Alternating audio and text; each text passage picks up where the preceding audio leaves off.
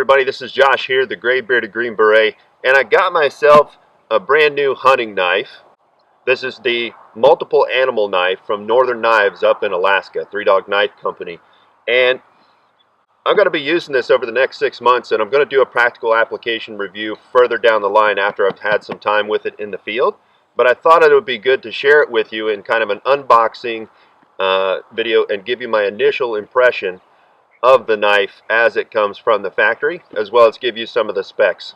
What attracted me to this is it's touted as the last hunting knife you'll ever need to buy, guaranteed. It's got a lifetime warranty and it's got a free sharpening service for life.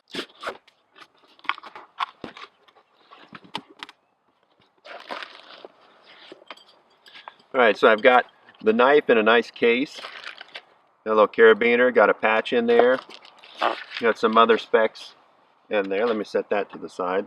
This comes packaged in a really nice nylon zippered case. The dog tag birth certificate is right there hanging out. And it says 3 Dog Knife, M.A.K, M390, OD G10, so it's M390 steel, OD G10 scales.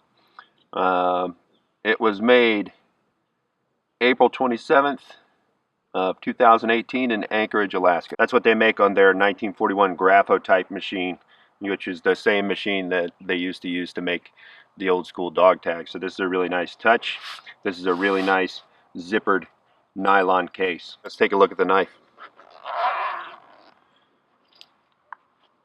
Alright, so this is actually packaged really nice. This has got kind of a soft felt lining on the inside, and just looking at it right now, it's got a nice leather sheath, saddle stitched and wet formed.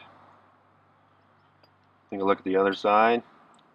Got a simple belt loop, also saddle stitched.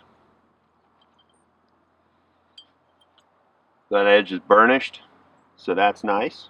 So yeah, pretty nice sheath. And from what I understand, there is also Kydex available if you prefer. I just prefer the traditional look of leather. There's the sheath, there's the case. Let's take a look at the knife itself. Alright, so we've got a 4-inch drop point. So we've got about a 4-inch blade, which I like. And you can tell that the knife is full tang, obviously. And it's, of course, an M390 steel on the blade. M390 is Bowler's high-end stainless steel. It's got OD Green G10 scales.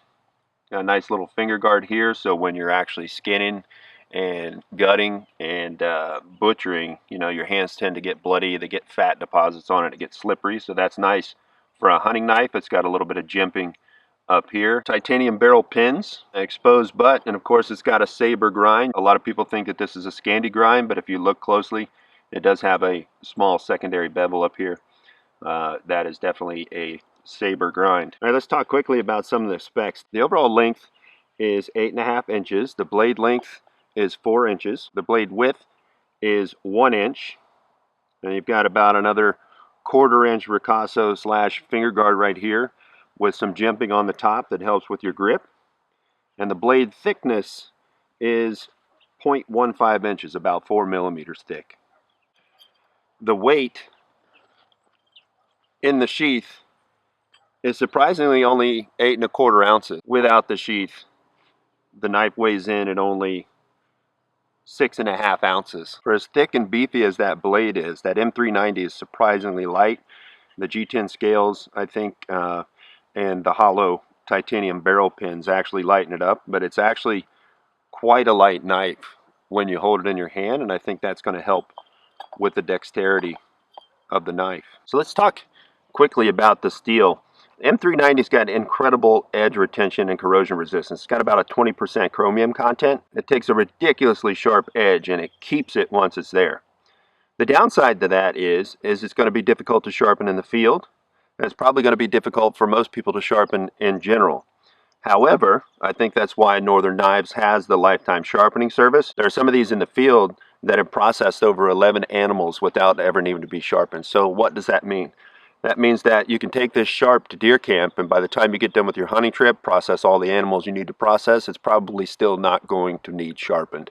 So the chances of you actually having to sharpen in the field are a lot more slim because of this super steel. And as far as the G10 scales. G10 is a very popular scale material. It's basically a high pressure fiberglass laminate, and it's one of the toughest of the glass fiber laminates. The pros for G10 is that it's a high strength, it's got a really high moisture and chemical resistance, and it's heat and abrasion resistant. The con for G10 scales is that it's more rigid, so there really is a possibility of cracking it or breaking it on impact if you should drop it for some reason. But Northern Knives, again, thinking ahead, has a lifetime warranty. So if you do happen to crack it or break it, send it back, get it replaced. These scales are really nicely textured so that you have a good grip whenever you're skinning or butchering or processing the animal. Now look at this, it has titanium barrel pins. Now why is that important? Well, not only are they aesthetically pleasing, they're nice to look at and they make for a really great looking knife, but they also are functional. They have a really high strength to weight ratio. They're lighter and stronger, they're wear resistant, and you already have a good place. If you like to use a lanyard, you can put a lanyard through there. You can use these other two for lashing for survival purposes if you choose. Just the titanium barrel pins are a nice touch, I think. It's got an exposed butt, which I like for hammering or smashing. I also like to use it if you've seen my video on one-handed ferro rod techniques while it's in the sheath. To protect it, I can use that as a ferro rod striker. It also has some really nice thumb scallops. I like the thumb scallops because it opens up some different grips and allows for some finer carving options. As far as the stonewash finish, that's really nice to have on a knife that's meant to be really heavy utility, because that's going to hide a lot of the scratches and the dings and the nicks. So I like that, and that tends to soften the edge. Those softened edges will make for a more comfortable knife to handle and use. As far as the aesthetics of this, you know, the way it looks and the way it feels, I really love the stonewash finish. I really love the G10 scales, especially with the OD Green. I kind of like that color. I really like the barrel pins, and I like how lightweight this knife feels in the hand. And overall, as far as the feel, it just feels really solid and well made. So I'm definitely looking forward to using this in the field over the next several months. I haven't tested this yet in the field, but I have no reason based on what I'm seeing to believe that it's not going to perform very well as it's designed. It's designed to be a very low maintenance hunting knife that goes through multiple animals without needing to be sharpened. I can appreciate that this is meant primarily to be a low maintenance hunting knife. But me, for my purposes, I always think of the lost hunter, the lost trapper, some type of emergency situation. So for me, my hunting knives also need to be able to facilitate survival in bushcraft in an emergency. Well, I prefer a high carbon steel over a stainless steel. This particular steel is about 1.90% carbon, which is a high carbon, but it's also 20% chromium. So it's as stainless as can be, which I understand because it's meant for meat and blood and not for wood. However, knowing that it's stainless and not going to throw a spark with natural stone, should I be down to just the knife, which I understand is a very, very, very, very deep contingency, but it's a contingency I like to have. Any stainless steel knife that I carry that I know is not going to throw a spark with natural stone, I would want to pair it with a ferrocerium rod so that I always have that if I'm down to just the knife. So that's an option I would love to see on this, is a ferro rod loop on the sheath. Because this doesn't have a ferro rod loop, I'm going to have to rig something with some Ranger bands to actually attach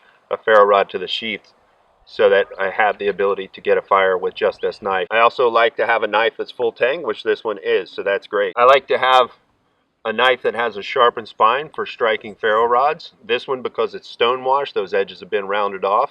So that's one thing that I wish that I had on this knife to make it more effective for survival and bushcraft is, you know, a sharpened 90-degree spine up here and a sharpened 90-degree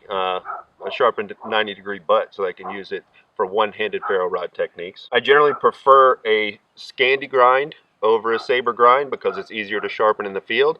However, this knife is M390, not 1095, so I probably won't have to sharpen this in the field, so I don't mind the saber grind that this comes with, and I think that the saber grind is high enough to where I'm not going to lose any dexterity when it comes to actually using it for carving projects on wood. Of course, I like a 4 to 5 inch blade, and this has a 4-inch blade, so that's perfect as well. I think this is probably going to make an outstanding hunting knife, and I think with a couple of little tweaks, it could be an outstanding hunting knife that is also available in an emergency to provide for your survival and bushcraft needs. I like the blade length, the 4-inch blade. I like that it's full tang. Because it's not hard carbon steel, I'm going to add a ferro rod to that. And I'm actually going to test their lifetime warranty and their satisfaction guarantee. I'm going to send this back and ask them to actually sharpen the spine on this and sharpen the butt on this. And that paired with a ferro rod, I think will make it a lot more effective for survival and bushcraft for that lost hunter or that emergency situation that happens when I'm out hunting. Only other thing that I would like to change on this particular knife to make it more suited for bushcraft and survival. Again, keeping in mind that this is not meant for bushcraft and survival.